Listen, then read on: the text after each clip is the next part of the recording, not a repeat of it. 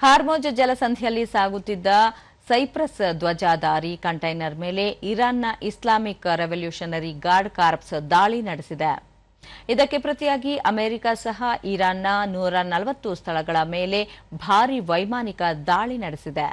ಇದಕ್ಕೆ ಪ್ರತಿಯಾಗಿ Iran Gulf ರಾಷ್ಟ್ರಗಳಾದ Bahrain, Qatar ಹಾಗೂ ಯುಎಇಗಳ ಮೇಲೆ ಕ್ಷಿಪಣಿ ಹಾಗೂ ಡ್ರೋನ್ ದಾಳಿಗಳನ್ನು ನಡೆಸಿದೆ. ಇದರಿಂದ ಮಧ್ಯಪ್ರಾಚ್ಯದಲ್ಲಿ ಉದ್ವಿಗ್ನ ಸ್ಥಿತಿ ನಿರ್ಮಾಣವಾಗಿದೆ. ಇರಾನ್ನ ಐಆರ್ಜಿಸಿ ಪಡೆಗಳು ಸೈಪ್ರಸ್ ಹಡಗಿನ ಮೇಲೆ ದಾಳಿ ನಡೆಸಿದ್ದರಿಂದಾಗಿ ಹಡಗಿಗೆ ಹಾನಿಯಾಗಿದ್ದು, ನಾಗರಿಕ ಸಿಬ್ಬಂದಿಯೊಬ್ಬರು ಕಾಣೆಯಾಗಿದ್ದಾರೆ. ಎಂಜಿನ್ ಕೋಣೆ ಧ್ವಂಸವಾಗಿರುವುದರಿಂದ ವಾಣಿಜ್ಯ ಕಂಟೈನರ್ ಪ್ರಯಾಣವನ್ನು ರದ್ದುಪಡಿಸಲಾಗಿದೆ.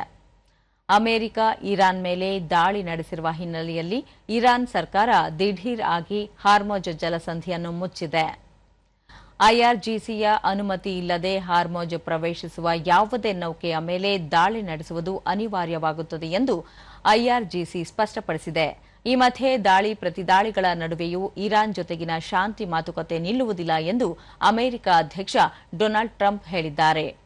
ಮತ್ತೊಂದೆಡೆ ಯಾವುದೇ ಕಾರಣಕ್ಕೂ ಹಾರ್ಮೋಜ್ ಜಲಸಂಧಿಯ ಮೇಲಿನ ನಿಯಂತ್ರಣವನ್ನು ಅಮೆರಿಕಕ್ಕೆ ಬಿಟ್ಟುಕೊಡುವುದಿಲ್ಲ.